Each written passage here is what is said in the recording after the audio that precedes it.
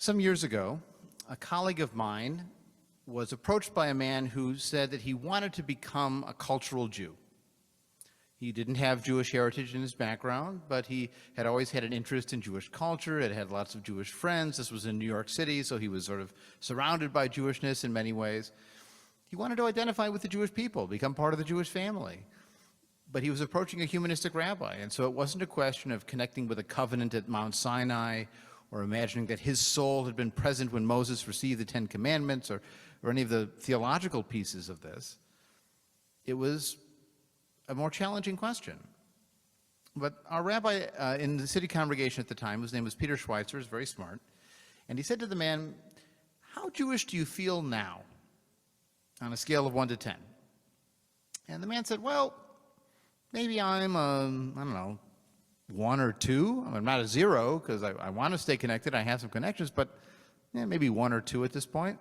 So Peter said, "Okay, so let's create some Jewish experiences for you." So he joined the congregation. He came to Shabbat services and holiday events and learning sessions and social opportunities. He ate Jewish food. He listened to Jewish music. And after a year or two of this process, Rabbi Schweitzer came back to him and said, "Well, how Jewish do you feel now?" The man said, "I guess I feel like an 8 or a 9. Rabbi Schweitzer said, "You're done." Because what's a 10? Is it someone who's Jewish all the time, every day? Most of us are not 10 Jews who do Jewish things all day long. Even I, as a rabbi, would not call myself a 10 who does Jewish things all day long, because I like the New York Times crossword puzzle app in the morning, and I am rewatching the TV show Lost, and I'm doing non-Jewish things with my life also. So we're not Jewish all the time. It doesn't mean we have to be 100% Jewish. But this person felt like he had reached a tipping point. And the rabbi agreed with him. You've reached this tipping point that now you are part of this family. You are connected to this culture, and you are Jewish. You can choose to identify that way for sure, but now we will also accept you as part of that identity. One of our challenges in Jewish life is that we're never quite clear what being Jewish is all about, because we think of it as religion. You see it in synagogues, you see it in the 3 great Western religions, in theology classes, in interfaith dialogue. We talk about interfaith marriage when Jewish people marry non-Jewish people. We don't call it interracial marriage. We generally call it interfaith or sometimes intercultural marriage. So what does it mean actually to be part of this Jewish thing, whatever it might be? So I want to start with sharing a short video by Rabbi Sherwin Wein, one of the founders of our movement, where he talks about the idea of the roots of being Jewish as starting with the Jewish people.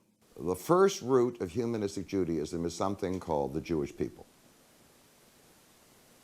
not the Jewish religion. It's the Jewish people. Before there ever was a Jewish religion, or whatever you want to call it, there was this entity called the Jewish people. If you go to the Bible does not regard the Jews as a religious denomination.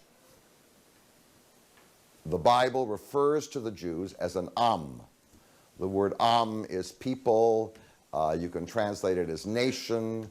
When the Jews started out, they were a collection of families, clans, and tribes.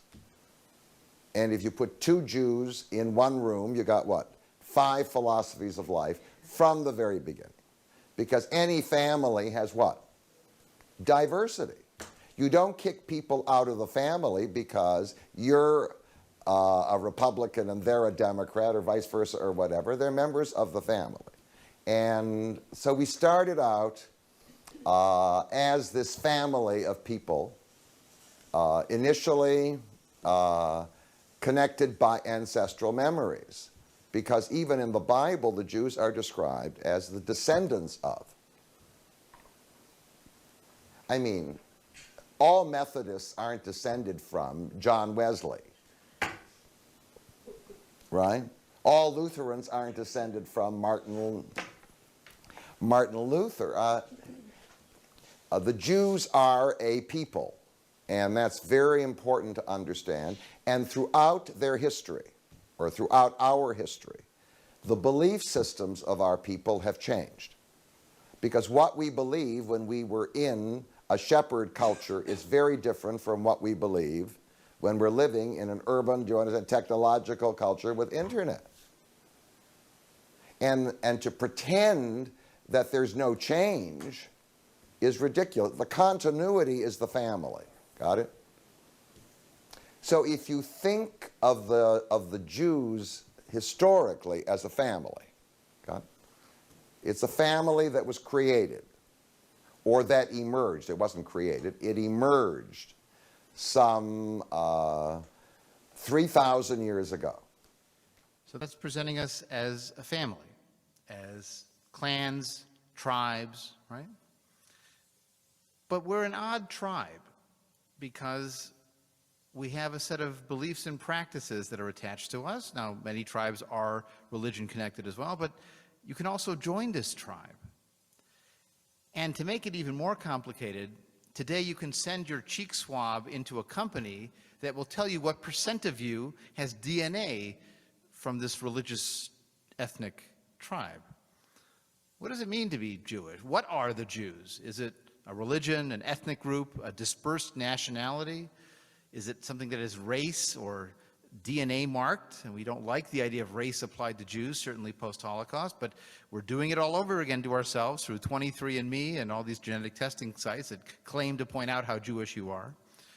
Or is it a cultural identification, just like being American is a citizenship? Is there a Jewish citizenship one can acquire? Obviously, all of these features are present historically, and at one point they were combined as a religio-ethnicity, and they have been since about 500 BCE. Around that time, you had the beginnings of a diaspora, where Judeans were living outside of Judah, but still identifying as Judean, aka Jew, and with the Judean God and ritual practice, even if they weren't going to the temple in Jerusalem anymore. It had to mean something different. As it says in the Psalms, they had to sing the song of Yahweh in a foreign land. But they figured out how to do that.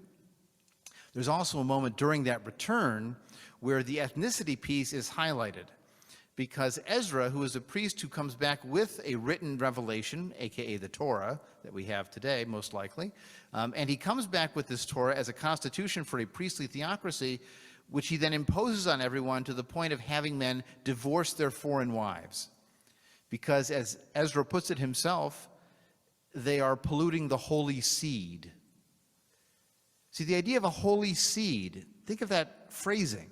It's religion and it's ethnicity at the same time.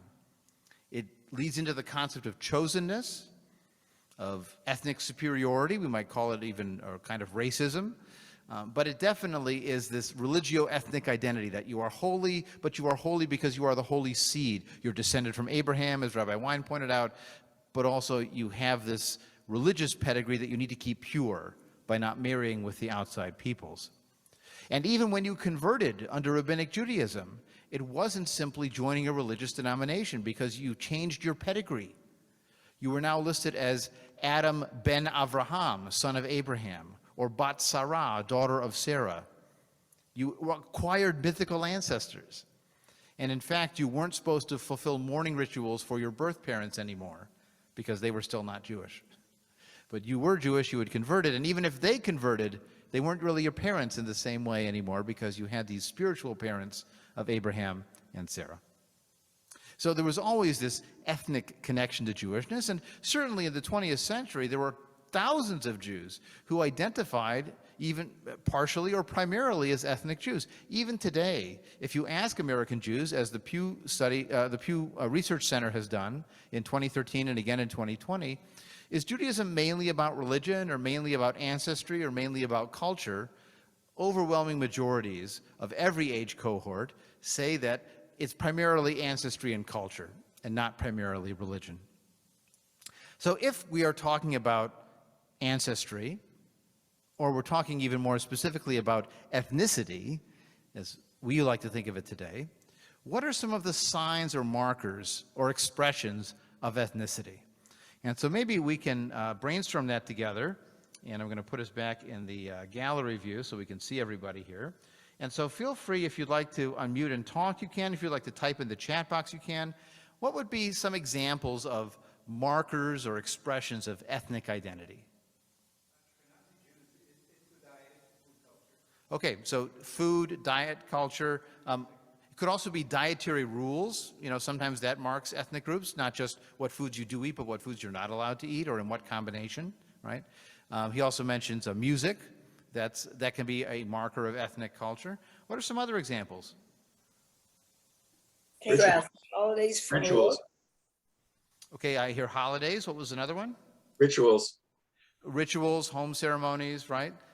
Could be superstitions too, but it could also be, you know, I mean, the line between ritual and superstition is sometimes thin, depending on your perspective. How you dress. Dress, clothing, absolutely. You can have, you know, everyday dress with certain rules or things you're customary expect to wear, and special occasion dress, right? Wedding outfits and holiday clothing and so on. Political stances. So people might call those values, but it might also be, you know, political affiliation, we'll put it. You know, think of the Irish Democrats in Chicago or other examples like that. We were talking about rituals before. It's also the way you ritual. If wearing your hair a certain way is considered a ritual, cutting other things is a ritual. That's the way of identifying. Sure, clothing and hairstyle, you know, absolutely can be important markers. Like Sikhs, for example, always have a turban. That's an example of their marker. Charitable affiliations. Okay, so formal affiliations with institutions, joining organizations, public symbols. You could have flags, you could have a mezuzah on the doorpost. There are all kinds of public markers you can make for being part of a particular ethnic group. And where do you spend your money? I'm sorry, Bill, go ahead. Language and ethnic expressions. Okay, so it could be the language you speak. It could also be the accent you have or simple expressions that you use or word order. My mother always said that she did better in German in college when she thought about how her mother would have said it in English because her mother was thinking in Yiddish. So the word order was useful for her from the Yiddish into German. It's also where you live and congregate. You live together amongst yourselves. Neighborhoods can definitely be a sense of ethnicity or the country you live in, right? Territorial ethnicity certainly is reality too. Marjorie, you were going to jump in? Yeah, just a quick question. I think of ethnicity as being biological and culture as being all the different things that have just been mentioned. So for me, ethnicity would be DNA. A culture would be all of the things that people have just stated. Sure. Well, what I was saying is that I think a lot of the cultures are expressions of ethnicity, right? So your ethnicity is X, but you express that, or you can be identified as that ethnic group by these other things. Sometimes it's DNA, genetics, descent. It could even be a mythical descent, like you claim a common descent with other groups, but it's not necessarily biological. I will also point out, though, for many people, ethnicity is marked by physical appearance, right? You look X. You look Chinese. You look Indian. You look Jewish, we've often heard. Of course. Or funny, you don't look Jewish. What? Or funny, you don't look Jewish. All right, funny, you don't look Jewish. But of course, what people often mean by that is you don't look like me, or you don't look like what I'm used to Jews looking like. But if you were in Syria, or you were in Yemen, or you were in Ethiopia, that would be a very different conversation about who looks Jewish and who doesn't look Jewish. Other examples of markers or expressions of ethnicity? How you spend your money and where you contribute it. Okay, so sometimes charitable donations or even conspicuous consumption sometimes is a marker of particular ethnic groups. Ironically, for a long time, Jews were marked by not buying German cars, but now if you look at the parking lots of most synagogues, that has shifted. Some other examples could be boundary policing. You know, you have an inside group that's keeping track of who's doing it right and who's doing it wrong. And there might also be outside persecution that is defining one's ethnic identity. It could be for Jews, of course, but also for the Roma people, aka Gypsies in Central and Eastern Europe, for Armenians who also have a long diaspora history, So persecution also has been a marker or a connection with many people's ethnicities. Many people claim a common old country, a place they come from, a point of origin, even if they've moved, and they maintain that identity. So I don't know how ethnically Irish people in Ireland who've always lived in Ireland feel, because they're just people. They're just being Irish, but they feel ethnically Irish when they're outside of Ireland and looking back at the home country. And so many Eastern European Jews look back to Russia or Poland. Obviously, the Zionist movement tried to redirect that nostalgia to Israel itself. But there is this sense of the old country. In fact, even today, there are Jews who look back to New York City as the old country, but they now live in Miami or Arizona or somewhere else. There's always the phenomenon of the fact that you choose to identify with this identity. You know, you express your ethnicity by saying, I'm X. You could choose not to. You don't have to identify as Irish or Italian or Jewish, especially if you have mixed heritage or it's multiple generations since the old country and you don't speak the language anymore and you don't use any of the expressions and you don't eat much of the food anymore and you don't make it yourself.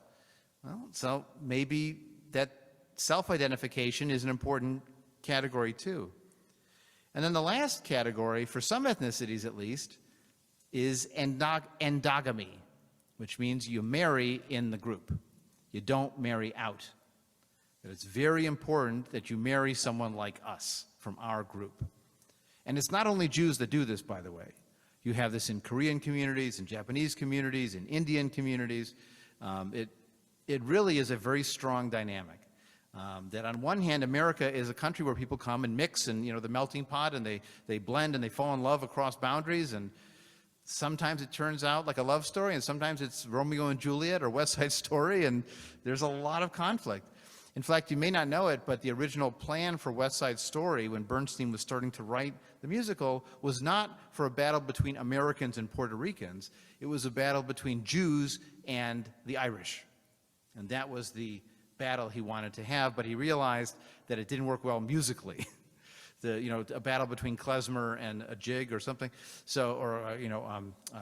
high step dancing. So instead, he decided to blend Latin music and the mambo with American jazz, and that was the musical battle in the West Side Story. But this was still an era of endogamy defining your ethnic identity, and a push for, remember that nosiness, that inside monitoring of boundaries? Well, sometimes who you married was an important part of that.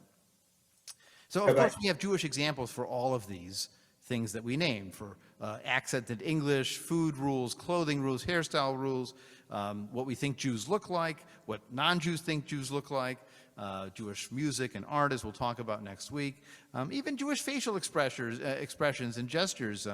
There was an article that made the rounds recently online about Jewish styles of conversation, where we interrupt each other and talk louder than the other person. And they tried to call it constructive conversation or something like that, as opposed to rudeness, which is how some people interpret it. But again, sometimes that kind of conversation pattern is culturally defined and determined. Now, what we also find is, looking back at the Jewish experience, having these categories as markers of Jewishness really accelerated after Jews had the opportunity to become part of the world around them. But they decided not to just convert and vanish. Now, beginning in the early periods of emancipation and enlightenment, in many European countries, enlightenment came first. So open ideas were there, but the Jews weren't fully emancipated. They had disabilities or other limitations on what they could do. There's one famous example, Heinrich Heine, the German poet, converted because he didn't believe in Christianity any more than Judaism, but he said that conversion was his passport to European culture, because now he could be published and read. Same thing happened to Gustav Mahler, the composer, who was of Jewish background, but the way you got a job as a composer was at churches, and so he had to convert to be able to be employed. So this was an era where Jews that wanted to be part of the wider culture had to sometimes make a choice of living with disability or converting and leaving behind their Jewishness. However, by the end of the 19th century, and certainly in America from the early days of the Republic, Jews were able to be Jewish and yet not be religious. And many of them chose that option, particularly starting in the 1900s. So now we have the rise of Jewish ethnic culture separate from synagogues, separate from religious identity, because you don't have to be religious. Ethnicity is an alternate way to be Jewish, sometimes even more Jewish, without becoming more religious. So let's think about generations before now. If you thought back to your grandparents, and you thought about this list that we made of all these markers and expressions of ethnic identity, what percent of these ethnic markers were part of their lives a lot? Was it 75% of these categories were things that they expressed or connected with a lot? Was it about 50%, or was it about 25%? So maybe I can have a show of hands for people whose videos are on. How many of your ancestors would you say or for your grandparents that you're thinking of, what percent of those categories of ethnic expression were part of their lives 75% of the time? You think language, food, residence, neighborhood, that kind of, well, so maybe not 75%. How about 50%? About 50% of those? Yeah, good number. How about just 25%? I would say if people are Jewish today, their grandparents may well have had at least 25% of those ethnic markers in what they did. But now think about your experience. What percent of those ethnic marker categories of language and food and neighborhood and culture and public symbols and institutional membership and family descent and physical appearance and all, what percent of those are part of your life a lot? 75%? Depends when we're talking about. As a kid, I was raised very Jewish. I was meant bar now. mitzvah Orthodox. But now, Right, so now maybe 25%, yeah, maybe 50% around Passover time, or, like it may ebb and flow. It's not going to be the same all the time, right? You're going to have ups and downs in Jewish identification expression, certain times of year, certain events, a wedding is coming up, you're going to be thinking about it differently.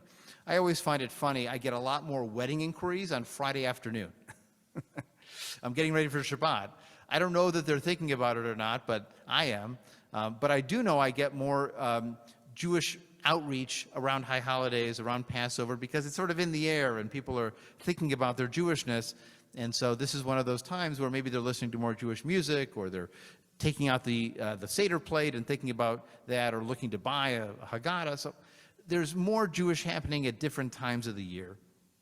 In the end, the results of this process have been the results of Jewish integration and acculturation. I mean, 100 years ago, that's what our grandparents wanted. They wanted to become American. They wanted to be part of the surrounding society, to be less distinct in many cases.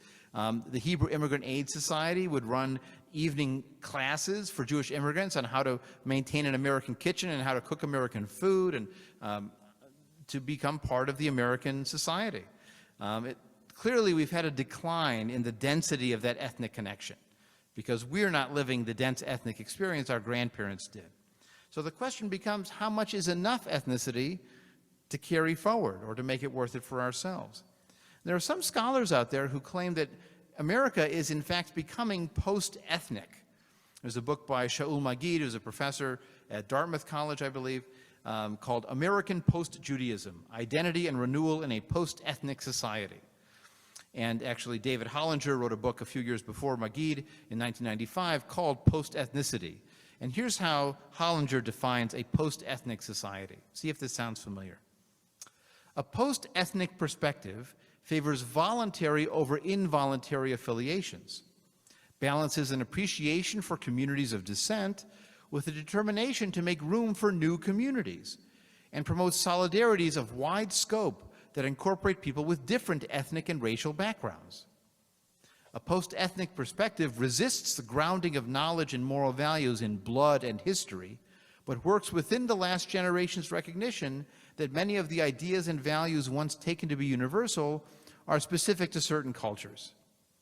So what Hollinger is getting at is that being part of an ethnic group becomes a voluntary affiliation. You choose to continue to identify with it, or choose the times you're going to identify with it, and you're not having that imposed on you by where you're allowed to buy a house, or by the kind of jobs you can get and the places that will employ you. We talked about employment as sometimes a category of ethnic expression, the stereotypes of that, but Also, for a long time, Jews weren't able to get jobs with certain law firms and hospitals and so on, and so it was a segregated society in that way. We're not living in that world today. Also, Hollinger is pointing out that we want to have space for new communities. What if you're part of a different kind of organizational structure? You're not living in a Jewish neighborhood or an Italian neighborhood or a black neighborhood. You're living in an undefined neighborhood because there's so much diversity there. And most importantly, he's acknowledging both that there is a universal to things. You're not confined and limited by what you were born in terms of whom you can marry and what your horizons are and what's true and what's not true. We can learn from other people's. But he also points out that we have to accept that some things we used to think were universal were really just white European models and are not really universal. So if you thought about, what's universal music, you might think of European style notation. But guess what? Other cultures in other parts of the world notate music differently and have different tonal systems and have half notes that we don't have in our musical scale in Western culture. You don't think of Yoruba drumming or Japanese music in the same categories as European music, which we think of as universal, but in fact it's European. Also, the balance of ethics between the individual and the community may be very different in different cultures. It's not a universal ethic. Sometimes it's culturally determined which is more valued in a particular place and time. What is the more ethical thing to do? So Magid's solution in Shaul Magid's book about Jewishness and post-ethnicity is the Jewish Renewal movement, which is a spiritual religious movement which uses Judaism as a spiritual path that can be used in dialogue with other religious traditions, but is mostly separate from your personal or ethnic identity. It's like Buddhism, where you can go meditate at a Buddhist temple and they don't ask for your papers on the way in. And they don't ask who your mother was. You want to come meditate with the Buddhists? You meditate with the Buddhists. You want to go daven with the Jewish Renewal? You go daven with the Jewish Renewal. And then go to your yoga class afterwards. It doesn't matter. It's a free and open marketplace, smorgasbord, a catalog, Amazon.com of religious identity and expression and connection and community. Now, the challenge for us is that for many secular and humanistic Jews, our personal identity, our connection to our ethnic heritage is a core part of why we define ourselves as Jewish. And so we wouldn't want to leave that behind. For us, Jewishness is a family connection. It is a culture, as Rabbi Wein said at the beginning. Now, that's not exclusive because you can be from multiple families and have multiple heritages. I'm part of my father's family tree and I'm part of my mother's family tree. So if they had been from different cultures, in fact, they were from different Jewish cultures. My father's family were Mizrahi Jews from Syria. My mother's family were Ashkenazi Jews from Lithuania and Belarus. So they were Litvaks or Northern Ashkenazi Jews. So I can very plausibly claim to be both Sephardi or Mizrahi and Ashkenazi.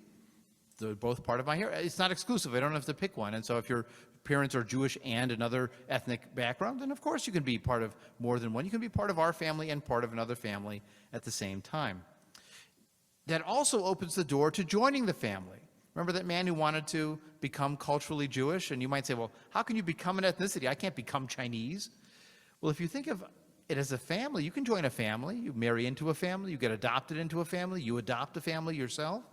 So it's possible to join that culture and express it without feeling like you're passing as Jewish or that you're culturally appropriating being Jewish, or worse, that you're pulling a Rachel Dolezal, who you may recall as the woman who claimed to be black and was rejected by the black community. In our case, if you want to claim to be Jewish and honestly express that cultural identity, we're happy to welcome you into the Jewish family, and that works fine for us.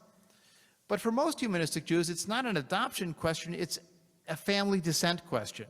They have memories and experiences of these ethnic expressions, the language and the food and the holidays and the dress, and they have heirlooms in their house even today. They have the DNA, but they also, more importantly, have the lived experience. But there are three complications we have to grapple with, and I want to open up for you to think about that we have to understand and find solutions to. The first complication is that if you talk about Jewishness as a family background and heirlooms and inheritance and so on, it's just a lot easier to sell that when you have an intimate family connection with this and family memories of an ethnic culture with a dense ethnic experience. But think about your grandchildren. How would they have answered those questions? about how many of those language and food and culture and music, and how many of those Jewish expressions do they see in their lifetime over the course of a year? Well, it may be even less than you. And it certainly is less than your memories of when you were younger, as Steve was pointing out. So part of our challenge is, what do we do now that we're living in this less and less ethnic period? We're not without ethnicity, but we have less of a dense ethnicity than we used to. How do we address this, and what do we do to address this? So I'm opening up to you for your thoughts. If we want to preserve or project the kind of Jewish ethnicity going forward, what are some ways that we do that?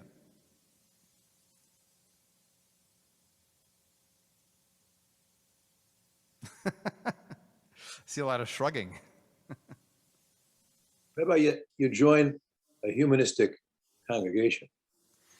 Okay, so maybe you create a space for them to have these experiences or to get some knowledge and education. And in fact, we do have some members who joined because they want their kids to know more than they did. They didn't get a Jewish education, and they want their kids to have what they didn't have, what their parents didn't choose to give them. And so sometimes that happens, and they become more Jewish in the family tree because of the choices that the parents make when they're the parents. Definitely, that's certainly an option.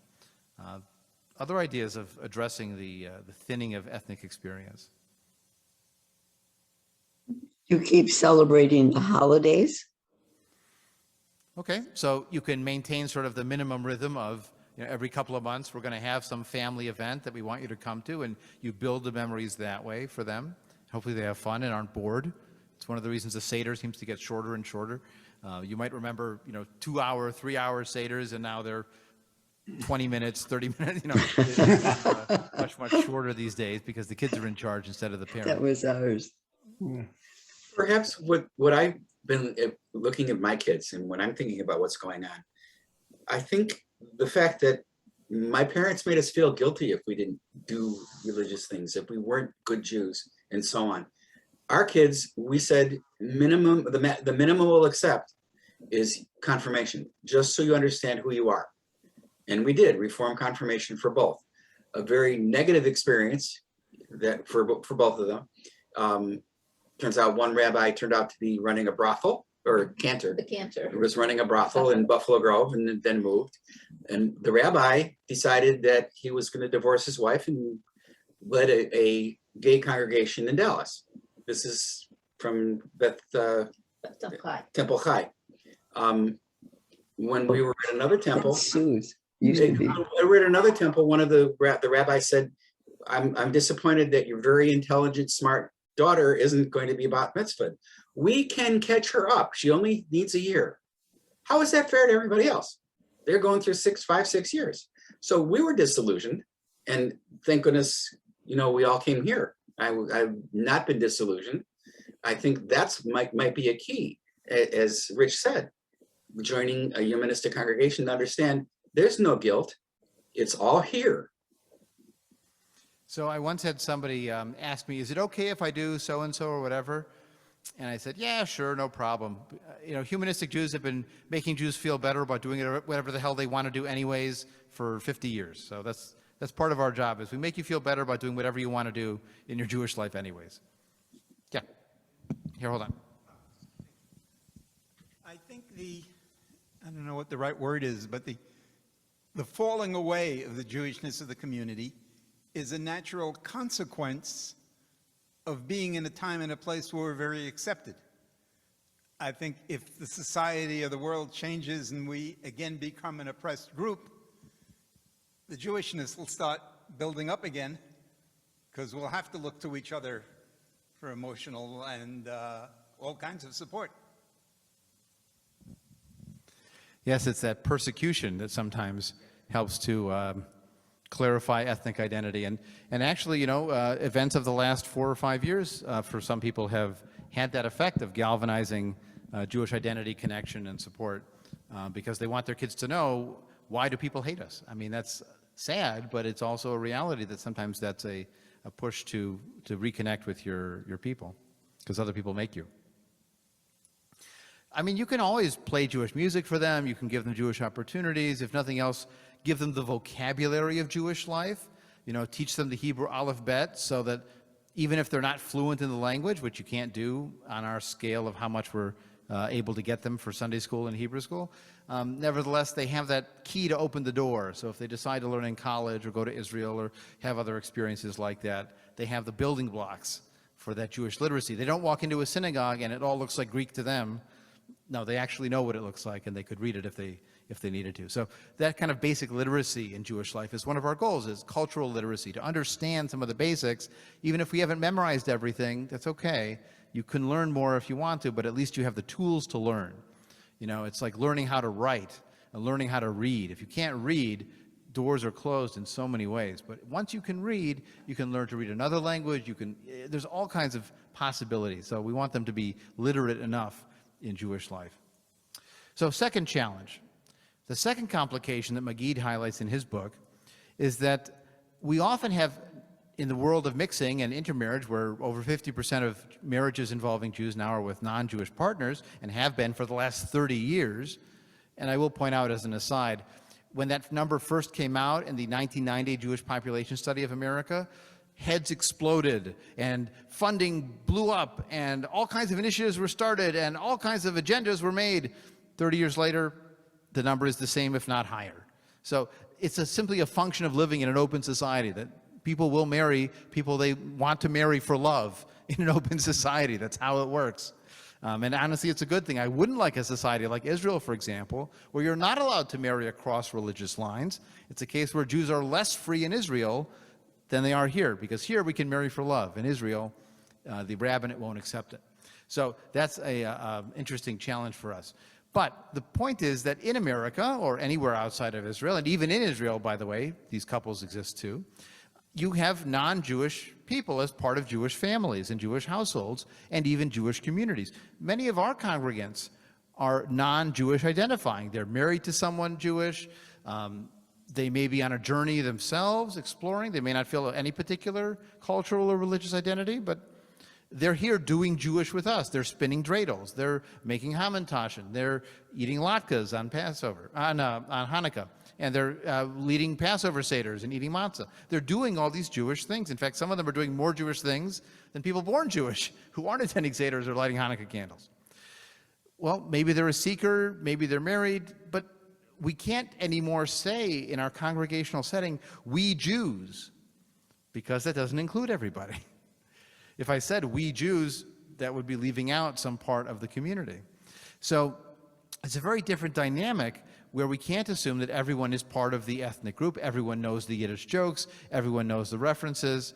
We have to be more explanatory, but also we have to change in some ways what we do, because it isn't just heirlooms, because not all the heirlooms coming to our Sunday school are going to be Jewish heirlooms, because some of those heirlooms from grandparents and great-grandparents could be Christian, Turkish, any other kind of ethnic or religious group coming together. So how do we manage that complication? The fact that we are multitudes even within our congregation because of the results that we celebrate of a free society. That's a good thing, but now we have to live with this good thing. So how do we address that complication of dealing with these multiple cultures that are part of this group if we're trying to focus on Jewish culture?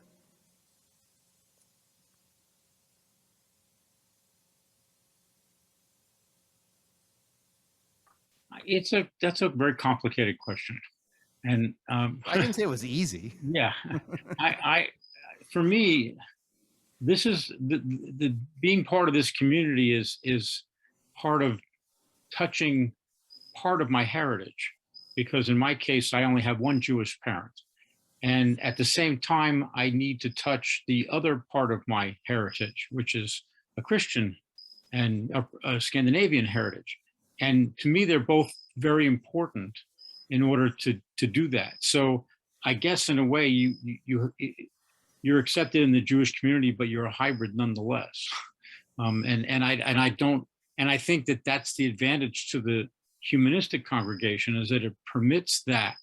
But I think that if I had kids, which I don't, but I would have wanted them to understand the heritages of both sides and to contribute to both things, however they felt fit to do that, if that makes sense.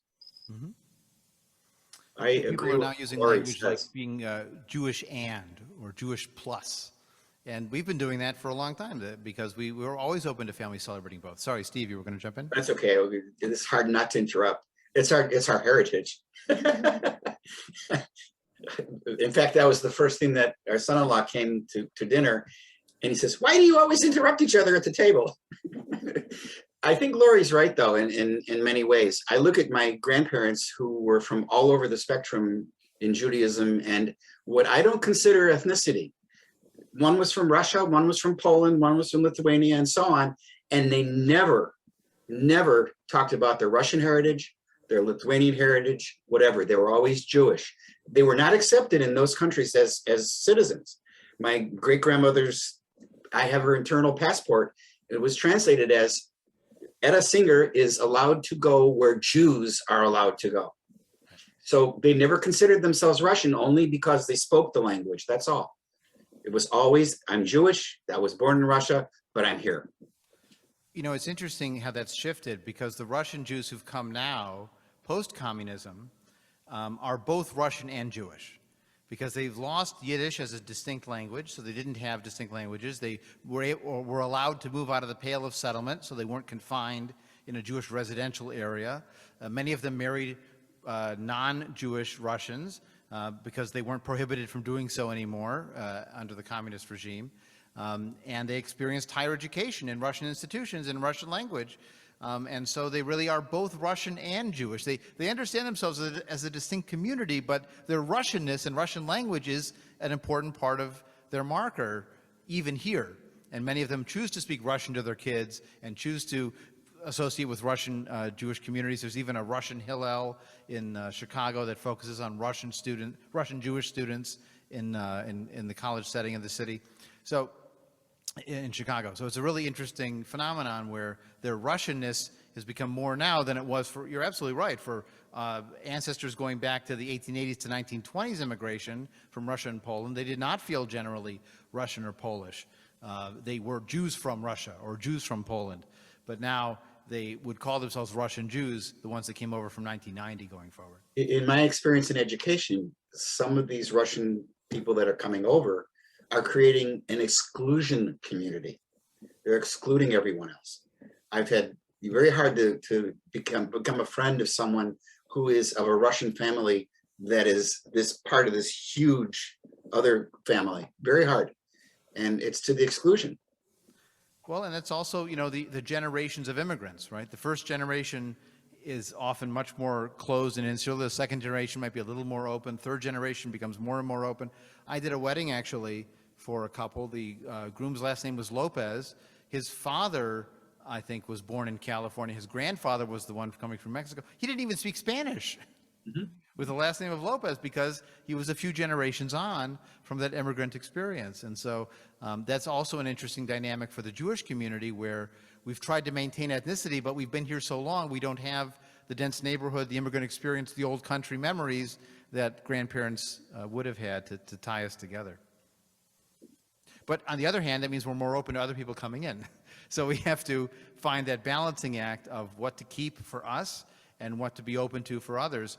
I'll give you one example. A number of our congregations have actually had arguments over whether they should have a Hanukkah party or a holiday party that includes both Christmas and Hanukkah, that's sponsored by the congregation. Thanks, Ed and Marjorie, for coming. Have a good evening. And, you know, on one hand, well, it's a Jewish congregation. We should do the Jewish thing. But on the other hand, these people are members and they're our friends and we're part of one community. And why should we tell them they're not allowed to celebrate their holiday at our community holiday celebration? But, you know, having a Jewish community have a Christmas party seems unusual. Where do we draw those lines? You know, some people have a real discomfort with Christmas and others are bemused by it and some actively enjoy it who are of Jewish background. And some are thrilled to have married someone not Jewish because now they get to have a Christmas tree and they never got to have one before. Okay, our third complication, and then we'll be wrapping up in just a few minutes. The third complication that Magid highlights in his book is that these combinations of Jewish and can also apply to your cultural expressions and your religious beliefs and practices. He's in the spiritual New Age religion world of Buddhism and yoga and Jewish mysticism. But this could also apply to whether you use wasabi for your maror at Passover. You need a bitter herb, why not put some wasabi on there? Honestly, most wasabi outside of Japan is horseradish anyways. Sorry to give it away. It's just dyed green instead of whatever other color you want. But for families who identify using the phrase Jupanese, because they're part Jewish and part Japanese, maybe having wasabi on the Seder plate instead of conventional Jewish horseradish is a way of combining the two cultures, or having dreidels on the Christmas tree. We have to admit, historically, Judaism has always imported elements from other cultures. The very idea of reclining at the Passover Seder comes from the Roman feast. And the food we have at the very end, which is called the afikomen, comes from the Greek word epikomenos, which means what you eat at the end of the meal or dessert. So we fully imported those into Jewish life. We just didn't admit it that we imported them, and we certainly didn't import them in a way that could feel transgressive. After all, some Christian Jewish families put an Easter egg on the Seder plate. You have a hard-boiled egg, right? Well, why not dye it? But for others, that would feel you've crossed the streams, to use the line from Ghostbusters. You're doing something wrong by mixing these two. But the reality is that fusion cuisine is everywhere. And fusion cuisine can transform both in meaningful ways and be wonderful. I went to a food truck event in Highwood a couple of years ago, and they sold this dish that was an Indian biryani rice dish in an egg roll with Greek tzatziki dipping sauce. So it was Indian rice plus Chinese egg roll on the outside and Greek yogurt-based dipping sauce. It was fantastic. I wish I'd taken the name of the restaurant. I'd love to get those sometimes because it really was wonderful. But that creates complications.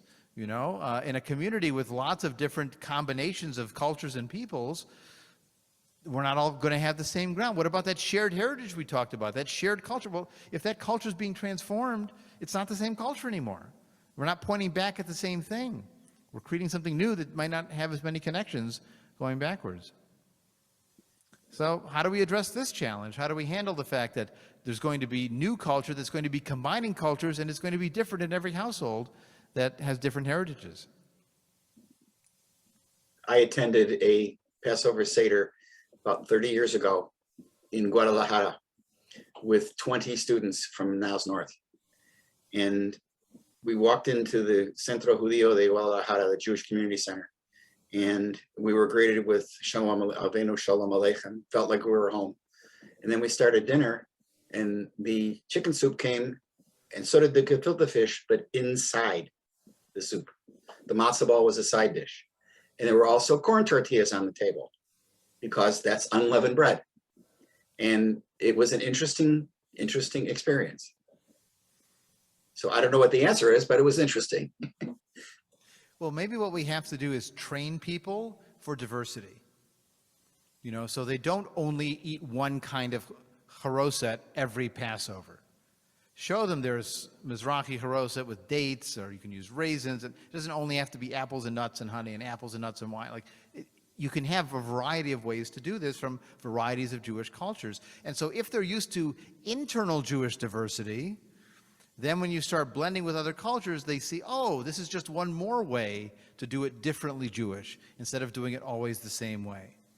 I've always been struck by the stories when people grow up in our congregations and then move to another city. So they grew up in Chicago, moved to New York or Detroit, and they go to the humanistic congregation there and they say, well, but that's not the way that we did it. They sing it to a different melody, or they have different songs. And I try to say to them, you missed the point. The whole point of this is that you can create and do things differently. Like to say, well, this is the way we've always done it for humanistic Jews, that's not the point. The point is that we are creating, and we have the right and ability and responsibility to create something new and relevant in our own generation that speaks to us, that fits our taste buds. We don't assume it's always going to be the same as our ancestors. Well, we got to train people in how to be flexible like that. So as just one small example, in our Shabbat services, I have two different versions of a Kiddush blessing on wine that we use. Sometimes it's the one we use tonight, the Stavri Maranan V'Rabbanan one. Sometimes it's based on the traditional blessing, Baruch HaOr Ba'olam. But it's important to me that we do both of them so people don't get used to only one, as if there's only one way to do it. There's never only one way to do it. And you have to learn that inside first before you look outside. And hopefully you learn to do it differently, and that will help you in the diversity that is to come. You know, the challenge for us is that we're living, as Magid puts it, talking about the post-ethnic world, is that we're living in a world where identities are mixed, where allegiances are more voluntary than inherited, and they are more a result of consent rather than descent. We object to none of these features of the world. We love a world like that. And we still see a place for humanistic Judaism and a kind of ethnic secular Jewishness, of Jewish family connection, and ties to our Jewish inheritance and heritage that is non-exclusive, eliminating other combination possibilities, and not boundary keeping to keep people out, but boundary open to let people in with who they are and what they bring with them. We're open to everyone doing Jewish and welcoming those becoming Jewish to become part of our family. And so if there's one thing I hope we learn, that is to never again talk about who looks Jewish. And we conclude with a short video of me from a seminar done a couple of years ago about that question of looking Jewish. What I wanted to do to start is to go back to an old question, which is, what does it mean to look Jewish? Who looks Jewish? Well, if you search for Jewish images on Google, you'll find a lot of things like this. That this looks Jewish, right?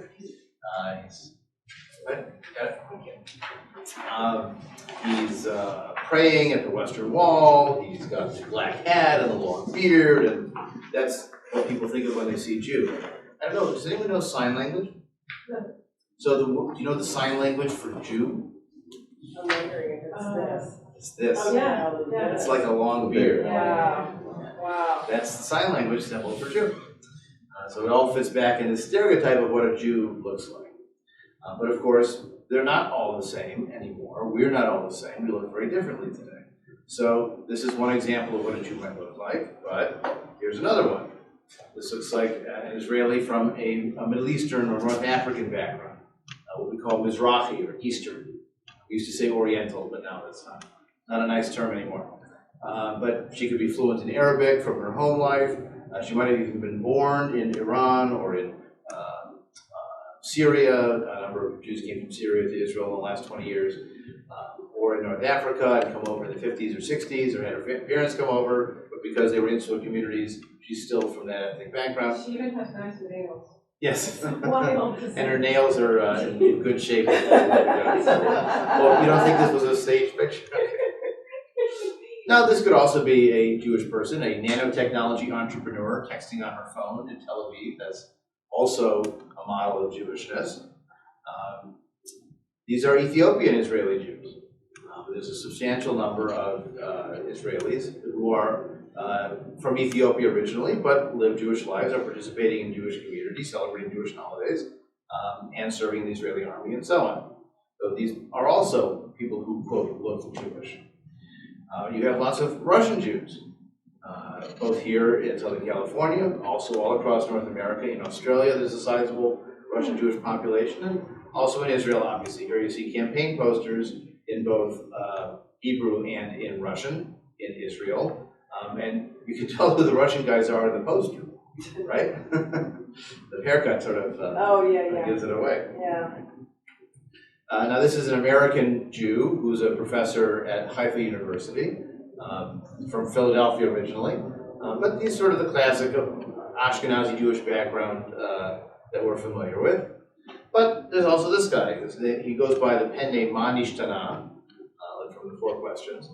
He's an African American Jew based in New York. They're just starting a Jewish community center for Jews of color based in New York.